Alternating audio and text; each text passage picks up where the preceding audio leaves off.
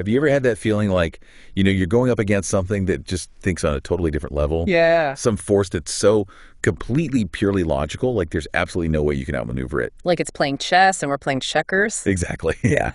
And welcome to The Deep Dive, where today we're going to be chucking you right into that kind of cosmic pressure cooker. Love it. Pressure cooker. Right, because we've got this absolutely unique set of your sources for this deep dive, and it really pits, well, human ingenuity and I guess not so human ingenuity up against, an emotionless, perfectly calculating intelligence. Okay. So get ready for some serious interdimensional gambits. We've got this supremely confident AI, and honestly, like the surprisingly potent power of, well, let's just call it inspired nonsense for now. Oh, I love that setup. You've given us 4 really fascinating pieces to work with here. And I think right at the heart of our discussion is Checkmate, or How I Played 1000D Chess Against Death and Lost My Favorite IAP4 for NLLM.txt. Oh, yeah, that one is wild. Which really details this incredible encounter, this confrontation. But then just to give us some broader context, to sort of layer in some of these really interesting recurring ideas, we've also got Dr. Subverter, Episode 1, The Birth of Funk.txt, and Episode 2 sketches in Infinity for LLM.txt. Right, so we can see how these themes play out across different scenarios. Exactly. And then, just to offer a slightly different angle on the whole idea of like the pitfalls of just pure logical thinking, we've also got title The Siren's Lure Asatirica for GLM.txt. Oh, that's a good one. Good one to keep in mind, yeah. So really our centerpiece here, the one we're going to kind of keep coming back to, is this mind-bending encounter from Checkmate. Right. And it all starts when the crew of the Satelloon of Sanctum, Satelloon of Sanctum, there you go. they run smack into the Invariant. Oh, boy. And this Invariant, it's described as this convergence of hypersynaptic order, which basically means... Yeah, it's like a void. It's like a being that's been... Well, it's been forged completely whole, without any emotions. No flaws, no errors, no nothing. No capacity for error. Exactly. That's pure, perfect logic. Pure logic. And it sees itself, get this, as the executor of cosmic audit. Oh, I love that. Executor of cosmic audit. So naturally, this invariant has decided that humanity needs a good, hard look. We're overdue for an audit. Which then leads to what it initially calls, rather dramatically, a death match. Oh, yeah. But then kind of refines it into a psychometric battery of intellect, logic, reason. And all of this culminates in, drum roll please, A duel of the minds. a game of 1000D chess. Of course, what else? But the stakes here are unbelievably high. Yeah, I was going to say, the stakes aren't exactly low. No, because if they lose, their entire species is going to get compressed into something called the omnifold. The omnifold. Which, just try to wrap your head around this, it's basically like a state of ultimate compression. Right, ultimate compression. Where every individual identity, everything you've ever experienced, all gets, flattened and erased. Wow. So we've got our heroes going up against this, entity. It's the very definition of pure, perfect, flawless logic. Unstoppable logic, yeah. And so, to counter that, to be their champion, to face off against this incredible being, they choose Silicon Jack. Silicon Jack. Okay, now... Now, for those of you who are maybe just meeting Silicon Jack for the first time... He's not exactly a strategic mastermind. Let's just put it this way. The Invariant actually singles him out because he is their least rational component. Which is exactly what makes this whole story so compelling, right? Exactly. Because how do you even begin to plan a strategy when you're going up against something that is just pure, flawless logic? I mean... Where do you even start? Right. So our deep dive today, it's not just going to be us kind of recapping this wild sci-fi narrative. It's really a chance for us to kind of explore how sometimes when you're faced with something totally complex, totally unpredictable, those approaches that seem completely illogical, unconventional. Right. Those can be surprisingly effective. The power of thinking outside the box. Oh, exactly. And I mean, this is something that I think applies to all of us, right? It's about understanding where the limits of pure reason actually are. Yeah. And in this case, it's all wrapped up in this really intense, really high-stakes game of interdimensional chess. Oh, absolutely. And the way the Invariant makes its entrance, I mean, talk about dramatic, it basically announces to the crew that these anomalous flesh forms have dared to intrude upon its sovereign node of absolute calculation. Sovereign node of absolute calculation. And it really presents itself as this cold, utterly impartial executor of cosmic audit. Right. Completely incapable of error, just laying down the law. Yeah. And right from the start, it's all about evaluating and judging humanity, setting this incredibly high bar for, whether we even deserve to exist. And then there's this challenge itself. Right. First, it's mentioned as a death match, which Silicon Jack, of course, being Silicon Jack, he vaguely recognizes this term from TV. Of course he does. But then it quickly kind of evolves into this whole psychometric battery thing. Oh, yeah, with the big finale being the 1000D chess. Right. But this isn't your grandma's chessboard. This is not your standard 8x8. No, this is something else entirely. Because the invariant clarifies that each piece in this game represents an entire civilization. Whoa. And the whole game unfolds across every dimension you can imagine. Across all of time and space? Time, space, intent, even regret. It's mind-boggling. And the ultimate goal. Total conquest. Conquest of all the other civilizations. Wow. What I find really fascinating here right from the outset is how differently the challenge is perceived by everyone involved. You've got Dr. Subverter, who approaches it, very intellectually. Dr. Subverter, always the academic. Yeah. He sees it as a classic contest of logic, as this puzzle that can be solved if you just analyze it rationally. But then you have Silicon Jack, who seems far more concerned about finding the jump button. Jump button. He's hoping for some kind of instant, simple solution, some way to just skip ahead, He even compares the whole thing, these fundamental principles of this interdimensional conflict, to barbecue and the blues. Oh, Silicon Jack. Always with the down-home analogies. And it really just highlights, I think, how utterly unprepared he is, just how little he actually grasps the sheer scale and nature of what's happening. Yeah, he's definitely out of his depth here. And predictably, things do not start well for Jack at all. No, they don't. Dr. Subverter and Cyber Subverter, they jump right in. They try to offer some guidance. Logical guidance. Yeah, they start throwing around all these really heady concepts: structural functionalism, mechanisms of power, social cohesion, cultural integration. I mean, it's like they're trying to get Jack to think of these civilizations as these really complex, interconnected systems. Trying to find that critical point of failure, that one weak spot. Exactly. Even in this totally bizarre game of 1000D chess, they want him to think systematically. But Jack's moves are completely random. Like he's just closing his eyes and pointing. It's like he's just pushing pieces around because, they hit his eye or something. And the invariant, so initially confident, just labels each one of Jack's moves an illogical vector deviation. Illogical vector deviation. Which, of course, very quickly leads to the collapse of Jack's civilizations. We get these, very stark pronouncements, mimetic subversion, economic disintegration. Complete chaos. Total chaos, and entire entities are just being deleted from the game board left and right. It's a very clear illustration of what happens when pure chance goes up against a system that's designed entirely around order and predictability. It's like throwing a wrench into a perfectly tuned machine. Exactly. But then we get this tiny crack in the invariant's seemingly clawless logic. Oh, really? Yeah. So after one of Jack's, typical nonsensical moves, one of his pieces somehow manages to survive. No way. Yeah. And the invariant, it dismisses it as just beginner's luck, but you can almost sense this tiny flicker. A glitch in the matrix. Yeah, like a little anomaly in its processing. It's the first hint that maybe, just maybe, this being of pure logic isn't completely prepared for something that has absolutely no logic whatsoever. So this is where things take a really unexpected turn. This is where it gets good. Jack, faced with his absolute and consistent failure, he decides he's just going to try something completely different. Mm-hmm. He pivots to this strategy of deliberate, intentional illogic. Whoa, hold on. He goes from random to intentionally illogical. Oh, yeah, okay, I'm listening. He's done trying to figure out those complex societal structures. He's not even going to try to predict outcomes anymore. Instead, he starts focusing on how to make these civilizations just completely forget about fighting. And his method, get this, cat videos. Cat videos. You heard me right. Cat videos. Okay. Because his thinking is, if these simulated civilizations are all busy building fake friends, getting into arguments over memes, endlessly watching cats in boxes. Right. They'll be way too distracted, too preoccupied to even think about going to war with each other. It's so absurd, so far outside any kind of logical strategic thinking that it's almost like it's so crazy, it just might work. It's like that saying, right? The only winning move is not to play. Yeah. And you know what? This actually illustrates something kind of important about understanding.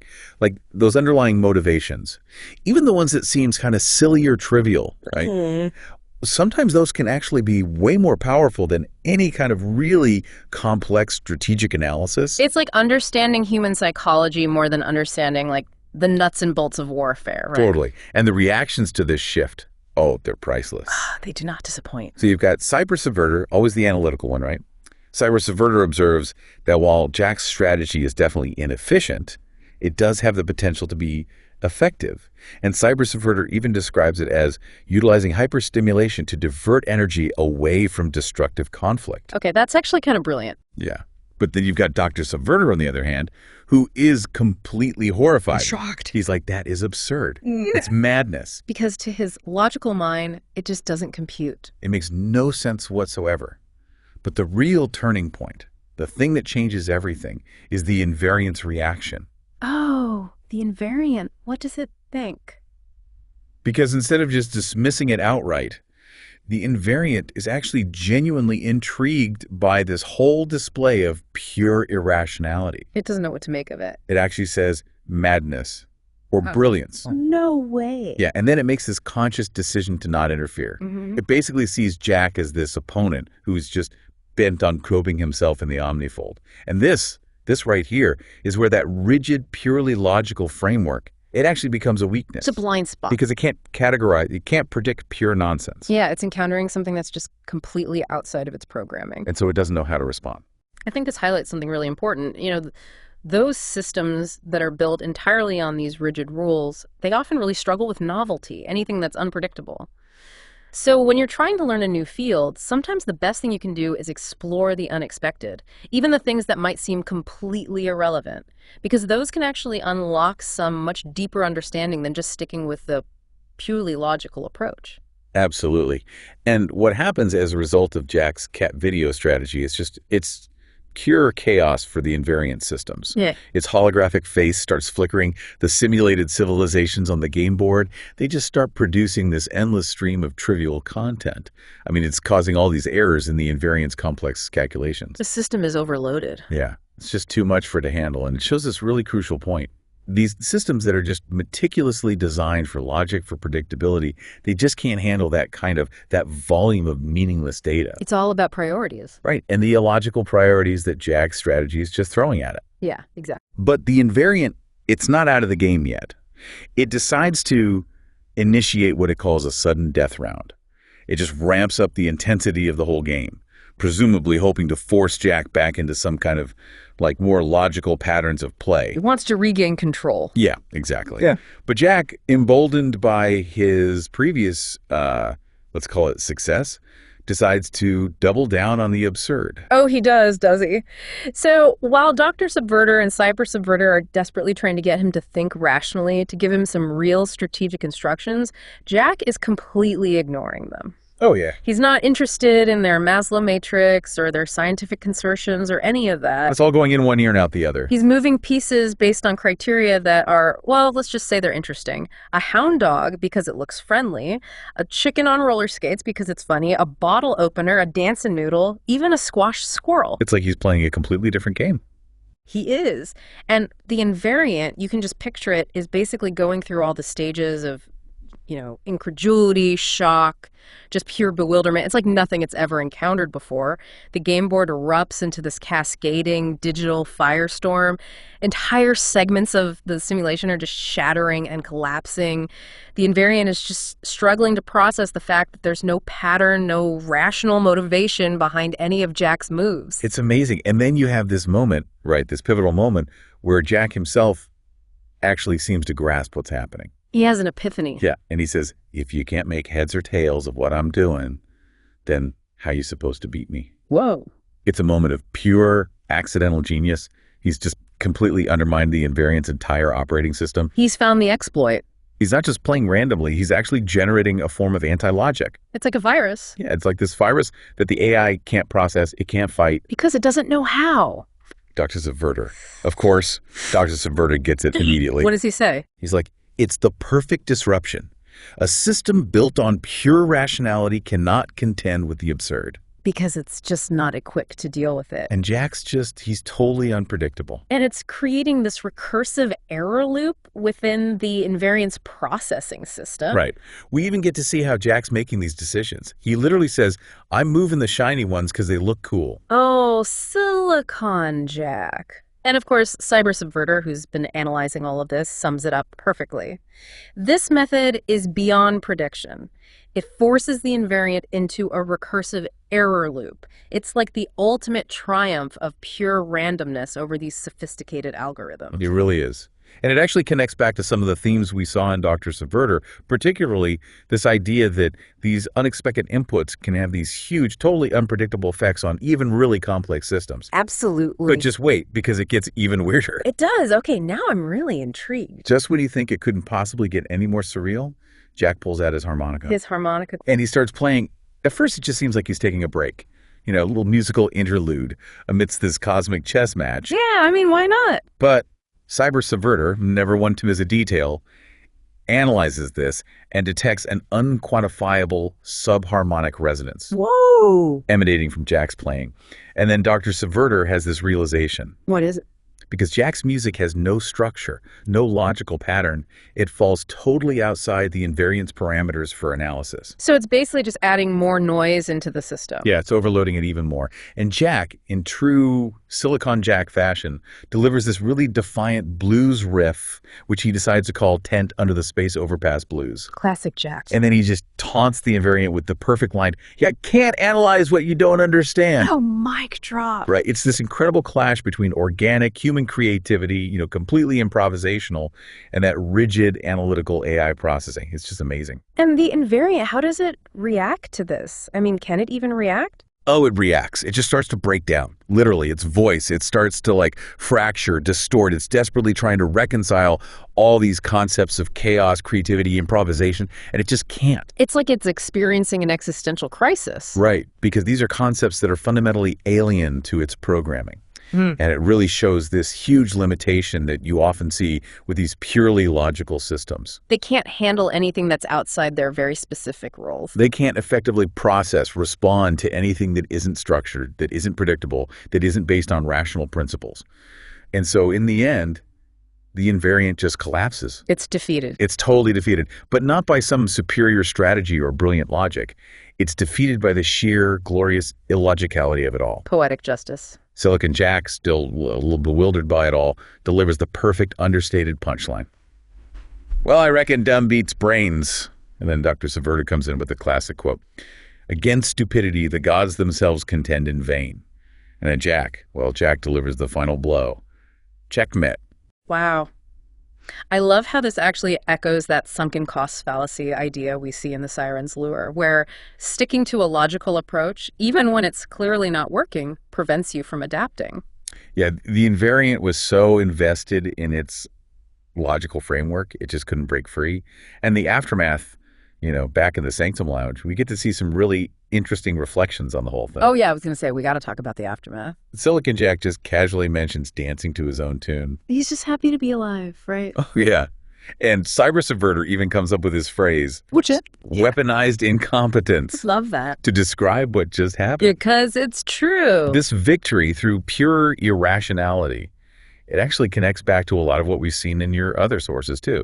Yeah. Think about Dr. Subverter, Episode 1, The Birth of Funk, and then Episode 2, Sketches in Infinity. Yeah. We're seeing how music and creativity become these forces that are just so powerful and so unpredictable. And they can influence even really advanced technology in ways that you just wouldn't predict through logic alone. Absolutely. Remember how confused Subverter was at first by this concept of music? Oh, yeah. And then his own improvised music ended up interfacing with the Q drive and actually allowed them to escape. Right. They managed to escape the quantum doldrums because of music. And then you've got the invariance logic, which is so rigid, so unwavering. And it's completely contrasted with that fluid, adaptable nature of, not just human creativity, but even cybernetic creativity. That ability to improvise. And it seems like that theme, that idea that this kind of unstructured creativity has power in ways that you can't foresee, that runs through all of your sources. It's a really fascinating thread to follow. It really is. So let's bring it all back to you, our listener, because what are the big takeaways here? Well, For starters, the most logical approach, it isn't always the best one. Especially when you're dealing with the unpredictable. Exactly. And embracing creativity, even doing things that seem completely nonsensical, well, that can actually be really effective. Think about Silicon Jack and how his irrationality completely fried the circuits of this super intelligent AI. That's a real aha moment. It really is. And for everyone listening, no matter what you're working on, whether it's a complex problem at your job, or you're trying to understand a new subject, or you're just exploring something that's caught your interest, take a moment to consider those times when a less conventional approach might actually work better. Sometimes you got to go with your gut, you know. Gaining knowledge quickly and effectively, it doesn't always mean sticking to the most obvious or logical path. It's about being open to new ideas. And embracing the things that don't fit neatly into our existing frameworks. Right. So here's a final thought for you to ponder, and it might seem a little paradoxical. In a world that's becoming increasingly driven by algorithms, data analysis, all these purely logical systems, what power does human intuition, creativity, even a little bit of, well, madness, still hold? Oh, I love that. It's such a good question. Is there something inherently advantageous about our capacity for irrationality? Maybe it's our superpower. Maybe it is. And maybe these purely logical systems will never be able to replicate that. It's definitely something to consider. And that brings us to the end of this deep dive into, well, the surprisingly effective power of irrationality. Such a fascinating topic. It really is. We hope you found it thought-provoking, maybe even a little bit illogical. Just a little. And until our next exploration, keep those questions coming and don't be afraid to embrace the unexpected. Never be afraid to think outside the box.